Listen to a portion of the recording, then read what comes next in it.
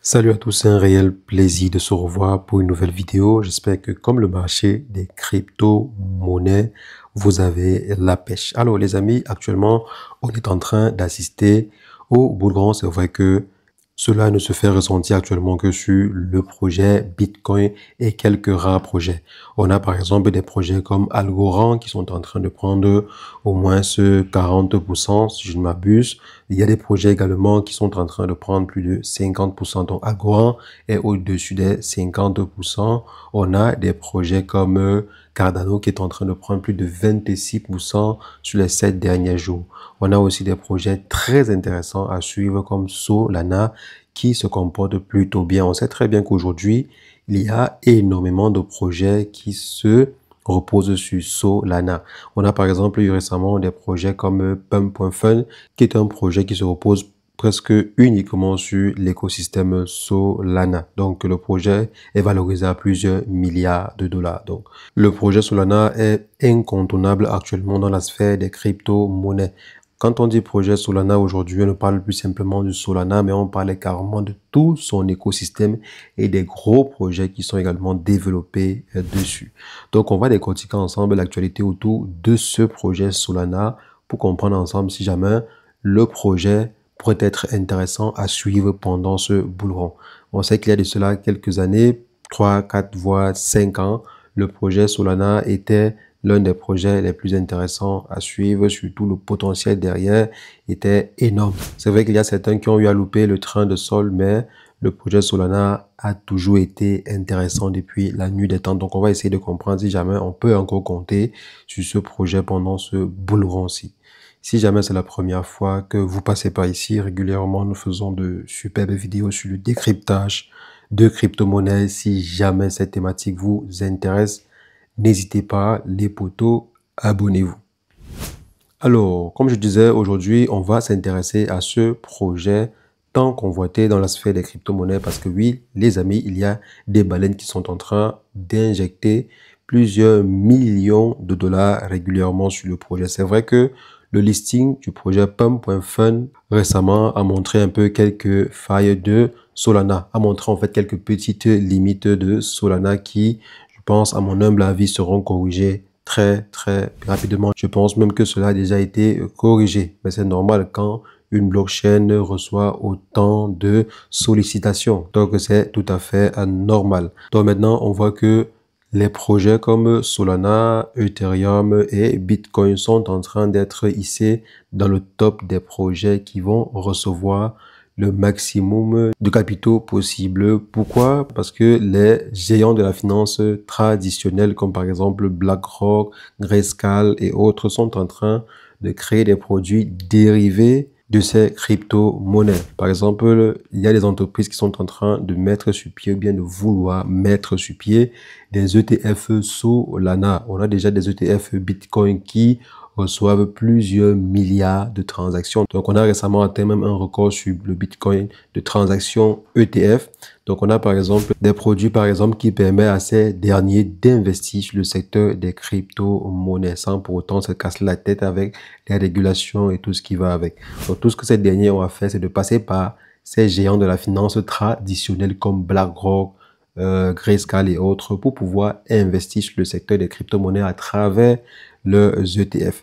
Donc, les ETF sont en fait des catalyseurs de capitaux pour les crypto-monnaies. Donc, par exemple, un projet de crypto-monnaie comme le Bitcoin, comme Ethereum, comme Solana, bientôt pourrait voir leur flux de transactions être augmenté considérablement dû à ces différents ETF-là. On sait très bien que les crypto-monnaies, c'est l'avenir. On sait également très bien que les crypto-monnaies n'ont pas encore montré leur plein potentiel. Il n'y a pas encore énormément d'investisseurs qui investissent des milliards sur le projet. Actuellement, si on n'est qu'à 3,8 maximum, donc 3,8 trillions maximum, je pense que il y a des entreprises, si on prend simplement l'entreprise Apple et Microsoft, ces derniers dépassent la capitalisation globale du marché entier des crypto-monnaies. Donc, si par exemple, on prend ces deux entreprises-là, ou même si on prend Nvidia et Amazon, ces deux dépassent largement la capitalisation boursière des crypto-monnaies. On sait très bien que les crypto-monnaies pourraient être plus importants, voire même plus utiles que ces derniers.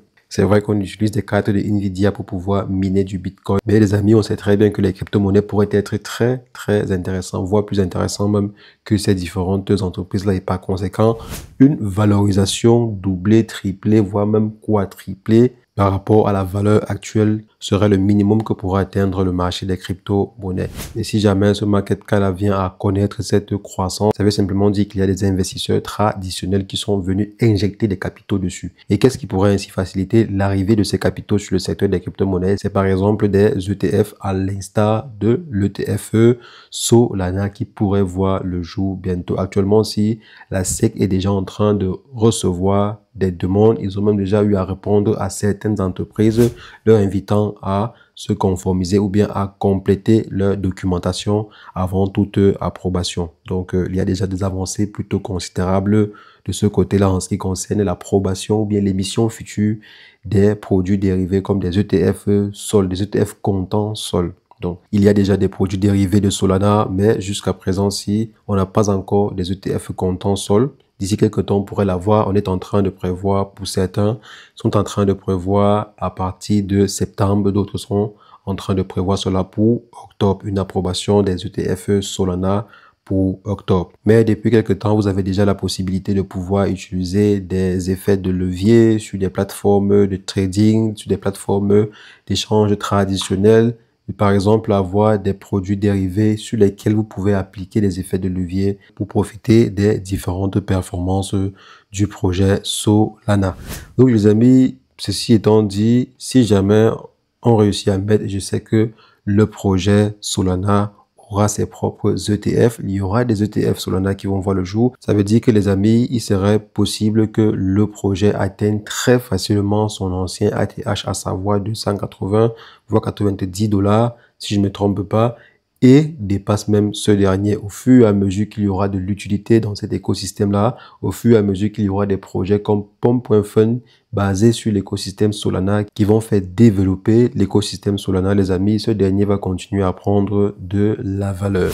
Donc plus par exemple, ce type de projets-là vont prendre de la valeur, plus il y aura des gens qui vont acheter des Solana pour pouvoir participer à ces projets. S'il y a par exemple un ou plusieurs projets sur Solana qui explosent, ça veut simplement dire que les gens vont acheter massivement des Solana pour pouvoir investir sur ces différents projets développés sur Solana. C'est l'avantage quand vous avez un écosystème qui cartonne. Ça veut dire que votre token natif va également connaître un succès. Actuellement, si on est à 160 $ environ, il est très probable que le prix associé à ce token soit revu à la hausse au fur et à mesure que l'intérêt sera grandissant et au fur et à mesure aussi qu'on va évoluer dans ce bull run. Si bien sûr, c'est mon avis à moi et c'est également l'avis de certains analystes.